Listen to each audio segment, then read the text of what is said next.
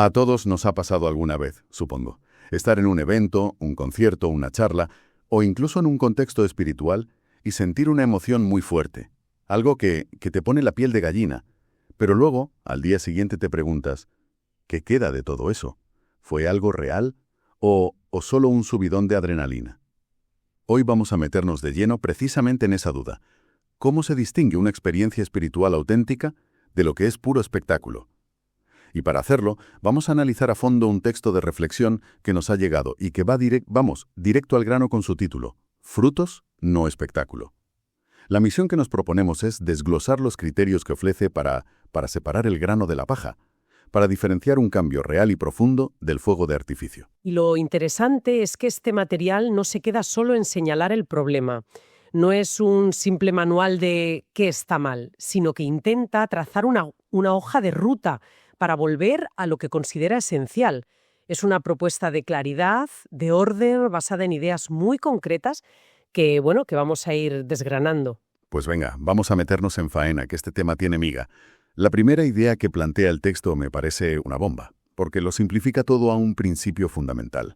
Se apoya en una frase muy conocida de los Evangelios. Por sus frutos los conoceréis. La tesis es que esa es la prueba del algodón, el test definitivo, por encima de cualquier sensación, emoción o cosa espectacular que puedas ver. Totalmente. Esa es la piedra angular de todo el argumento. De hecho, se traza una línea muy clara entre dos formas de vivir la fe, citando una de las cartas del Nuevo Testamento. Una es caminar por fe y la otra es caminar por vista. Caminar por vista es, fiarse de lo que sientes en el momento. La música alta, las luces, el discurso apasionado.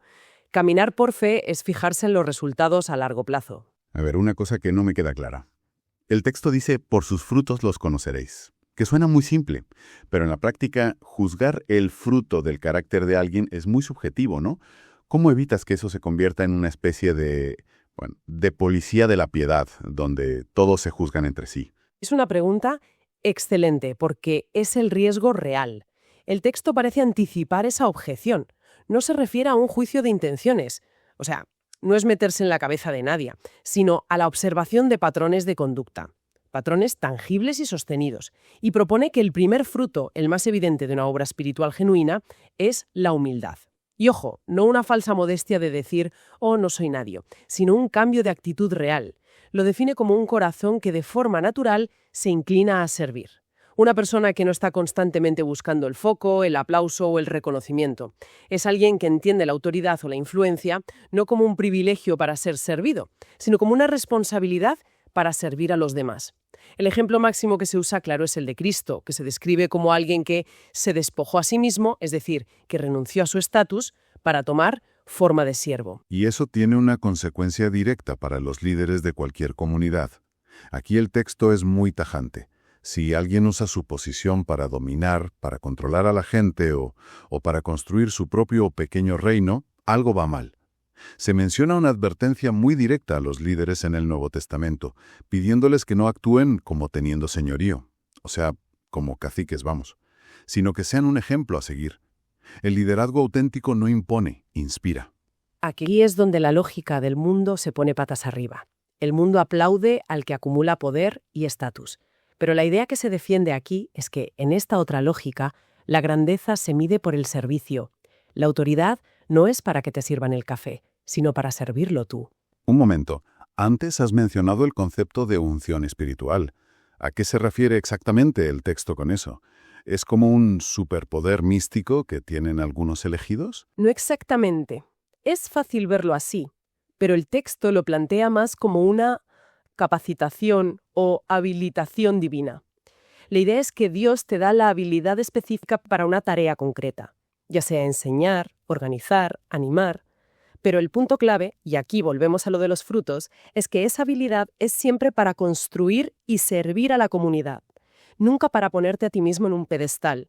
Si la unción de alguien solo sirve para su propio lucimiento, entonces no es unción, es ego. Vale, entiendo. Entonces, si el criterio principal es el carácter, los frutos, la humildad, la pregunta es inevitable. ¿Por qué tantas veces parece que se valora más el show, el espectáculo? Si el test es tan claro, ¿dónde está el cortocircuito? El diagnóstico que se ofrece es bastante directo. El problema surge cuando se olvida o se desconoce el manual de instrucciones, por así decirlo, que son las Escrituras.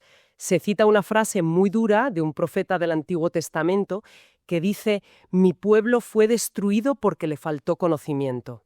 La idea es que la ignorancia te hace vulnerable. Para explicarlo, se recurre a esa metáfora tan conocida de la casa construida sobre la roca frente a la casa construida sobre la arena. Sin un fundamento sólido, sin un conocimiento profundo de los principios bíblicos, el edificio espiritual de una persona o de una comunidad se vuelve increíblemente frágil. Queda a merced de cualquier viento de doctrina, de cualquier orador carismático que diga algo que suena bien, pero que no tiene sustancia. Es como intentar navegar un territorio nuevo sin mapa. Cualquier camino te parece bueno si el que lo propone grita más fuerte. O sea que no se trata de ser un cínico y desconfiar de todo, sino de tener herramientas, un criterio, para saber dónde estás pisando. Exacto. La falta de formación bíblica crea un vacío. Y ese vacío se llena fácilmente con discursos que apelan solo a la emoción o con supuestas revelaciones que no se pueden contrastar con nada. Cuando la gente no conoce bien los textos, no tiene con qué comparar lo que escucha. Por eso se recuerdan mandatos bíblicos como el de «probad los espíritus si son de Dios». No es una llamada al escepticismo, sino a la responsabilidad y a la sabiduría. Hay que hacer los deberes. Me gusta mucho una imagen que se usa para explicar la función de la Biblia en todo esto. No la presenta como un libro de reglas frías y polvorientas, sino como el cauce de un río. La palabra de Dios como el canal que permite que el río de la obra del Espíritu fluya con pureza y sin desbordarse. Es una analogía muy potente. Un río dentro de su cauce es una fuente de vida. Riega los campos, genera energía, es navegable. Pero si ese mismo río se desborda, su poder se vuelve caótico y destructivo. Se aplica esa misma lógica a la vida espiritual. Cuando las experiencias se alejan del cauce de la Escritura, se desordenan, pierden su propósito y pueden acabar haciendo mucho daño a la gente. Y para reforzar esto, el texto se apoya en una idea que recorre varias de las cartas del Nuevo Testamento, que la obra de Dios no genera caos, sino orden y paz. La espiritualidad genuina, según esta visión, no es frenética y confusa, sino clara y edificante. No debería dejar a la gente más ansiosa o perdida que antes. Todo debe hacerse decentemente y con orden. Por tanto, la palabra no es una jaula para el espíritu, sino el marco que garantiza que su obra sea constructiva y coherente. Claro, si después de una experiencia espiritual te sientes más confundido, culpable o angustiado que antes, por muy intensa que fuera, quizá es una señal de que algo no cuadra. Precisamente. Se insiste en que la verdad es lo que santifica, es decir, lo que limpia y alinea a una persona con el propósito de Dios. Y esa verdad, según la fuente, está anclada en la palabra. Es el punto de referencia objetivo para evaluar cualquier manifestación subjetiva. Vale. Entiendo la idea de la Biblia como un cauce. Pero, ¿cómo se traduce eso en el día a día de una comunidad? Si todos se guían por lo mismo, ¿significa que desaparecen las jerarquías? Pues precisamente ahí apunta el texto. Argumenta con mucha fuerza contra la creación de cualquier tipo de élites espirituales o castas de poder. Se opone frontalmente a cualquier estructura que coloque a unas personas por encima de otras, en valor o en acceso a Dios. La idea central es: uno es vuestro Maestro, el Cristo, y todos vosotros sois hermanos. La visión que se presenta es la de una comunidad horizontal. Es una idea rompedora, porque lo que hace es derribar todas las barreras sociales que el mundo se empeña en construir. Se apoya en un pasaje clave de las cartas de Pablo, que viene a decir que dentro de la comunidad de fe ya no importan las etiquetas. Da igual si eres judío o griego, esclavo o libre, hombre o mujer, todos son uno. El valor te lo da ser parte de la familia, no tu currículum, ni tu cuenta bancaria o tu género. Que es una idea preciosa en teoría, pero choca de frente con la naturaleza humana. El tribalismo, la jerarquía, está en nuestro ADN.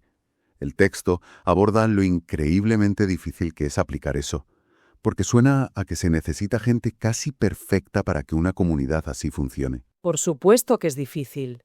El texto no lo presenta como algo que se consigue de la noche a la mañana, sino como el ideal al que se debe aspirar constantemente.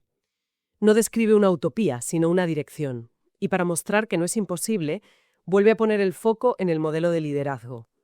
En esta comunidad horizontal, el líder no es el que está en la cima de la pirámide, sino en la base sosteniendo a los demás. El ejemplo que se da es probablemente el más radical de todos los evangelios, la escena en la que Cristo lava los pies de sus discípulos. En esa cultura era una tarea reservada al esclavo más bajo de la casa. Y al hacerlo les dice: «Os he dado ejemplo, para que como yo os he hecho, vosotros también hagáis». No es una sugerencia poética, es un mandato. El liderazgo es ensuciarse las manos sirviendo a los demás. Entonces, si el fundamento es la palabra y el modelo de comunidad es el servicio, ¿cuál es el objetivo final de todo esto? ¿Cuál es el resultado esperado de una obra que sea auténtica y no un simple espectáculo? El texto lo deja meridianamente claro. El objetivo es la reproducción del carácter de Cristo en las personas. No se trata de coleccionar experiencias emocionales, sino de forjar un carácter que perdure. Y aquí es donde la idea de los frutos cobra todo su sentido. La pregunta clave que propone el texto no es ¿qué sentiste el domingo?, sino ¿en quién te estás convirtiendo de lunes a sábado? O sea que, según este texto, el test definitivo no es si un servicio religioso te pone en la piel de gallina, sino si la gente que sale de allí es, semana a semana, un poco más paciente en el atasco, más amable con el vecino o más honesta en su trabajo. Exactamente. El texto lo plantea como un cambio de carácter medible y enumera esos frutos de los que habla la carta a los Gálatas: amor, alegría, paz, paciencia, amabilidad, bondad, fidelidad, humildad, dominio propio. Fíjate que no son manifestaciones espectaculares, sino cualidades del carácter que impactan en lo cotidiano. El espectáculo se desvanece el lunes por la mañana, pero la paciencia o la bondad se quedan. Y hay una consecuencia de esto que me parece crucial. Una obra espiritual genuina, según se argumenta, no crea rehenes emocionales. No produce gente dependiente de un líder, de un mediador humano o de una experiencia concreta para sentirse bien con Dios.